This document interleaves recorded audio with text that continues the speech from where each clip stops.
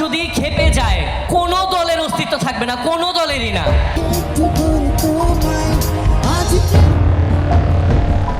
যে মানুষটির কণ্ঠের সুর বেঁধে একটি পুরো প্রজন্ম বড় হয়েছে, যার গানের বুক বেঁধে মানুষ প্রেমে পড়েছে, বিরহের চোখ বাসিয়ে আর জীবনের অমূল্য সব স্মৃতি বুনেছে, আজ সেই জীবন্ত কিংবদন্তি হাসানের মুখের কনসার্টের মঞ্চের পানি বোতল ছুঁড়ে মারা হয়েছে এবং তার চোখের সানগ্লাসটি ছিটকে পড়ে যায়।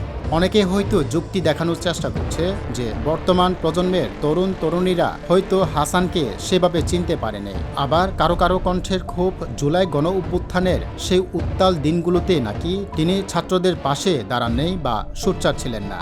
আমাদের সবাইকে শপথ নিতে হবে, আমরা একটা পরিবর্তিত বাংলাদেশ বিনির্মাণ করব।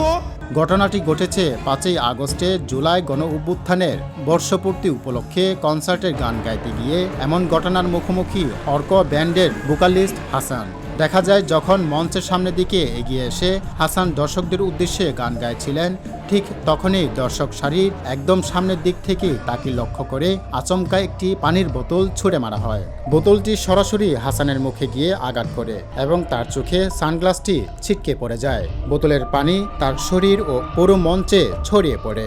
অনুরোধ, এটা রিকোয়েস্ট, আমার কথাটা রাখ 10 হাত পিছনে। সামাজিক যোগাযোগ মাধ্যমে ভিডিওটি ছড়িয়ে পড়তেই চারদিকে তীব্র সমালোচনা ঝড় ওঠে।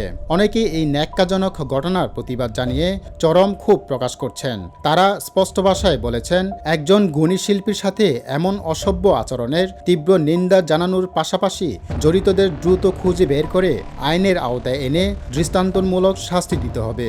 একই সাথে অনেক বক্তা ও সাধারণ মানুষ আক্ষেপ করে বলেছেন, এমন অপমানজনক ঘটনার পর হাসান ভাইয়ের আর এক মুহূর্তেও স্টেজে থাকা উচিত হয় নাই, সাথে সাথে স্টেজ ছেড়ে চলে আসার উচিত ছিল। কিন্তু ভিডিওতে দেখা যায় শিল্পীর পেশাদায়িত্ব কত বড় তা হাসান প্রমাণ করে দিল। এত বড় অপমানের পরেও হাসান মঞ্চের বিন্দুমাত্র বিচলিত হন নাই, তিনি গান থামিয়ে দেন নাই, বরং অত্যন্ত পেশাদায়িত্বের সঙ্গে পুরো পারফরমেন্স শেষ করেন। তো ওরা সবসময় আমাকে ঘিরেই ছিল, কোনো অসুবিধা হয়নি আর কি। একটা ভালো প্রোগ্রাম করতে গেলে একটু বাধা আসবেই, আমি কিছুই মনে করি নাই। এটা যেন একটা ভুল করে ফেলছে কেউ, যেন এটা যেন ভবিষ্যতে আর কারোর উপর এরকম না হয় আর কি, এটাই কামনা রইল। উন্মুক্ত এই কনসার্টটিতে সাধারণ শ্রোতাদের পাশাপাশি বিপুল সংখ্যক বিশৃঙ্খলা দর্শকের সমাগম ঘটেছিল। মঞ্চের পারফরমেন্স করা শিল্পীদের জন্য যে ধরনের নিরাপত্তা বেষ্টনী থাকার প্রয়োজন ছিল তা সেখানে তেমন উপস্থিত ছিল না।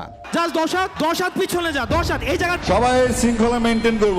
ভিডিওটি ভাইরালের পর দেশে গুণী শিল্পীরা ক্ষোভে ফেটে পড়েন।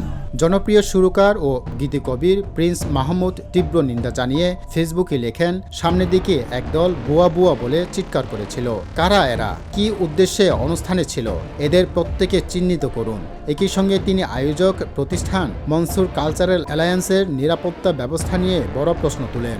আপনারা নিজেদের মধ্যেই গ্যাঞ্জামগুলা কইরেন না, যারা আছে সবাই আমাদের মানুষ। আরও প্রতিবাদ জানিয়েছে অভিনেতা মিশা সওদাগর, সঙ্গীত শিল্পী রবি চৌধুরী, লুৎফর হাসান এবং তানভীর তারেক সহ অনেকেই এই ঘটনার প্রতিবাদ জানিয়েছেন। তারা প্রত্যেকের প্রশাসকের সিসিটিভির ফুটেজ দেখে দোষীদের দ্রুত শনাক্ত করে শাস্তি দাবি জানিয়েছেন।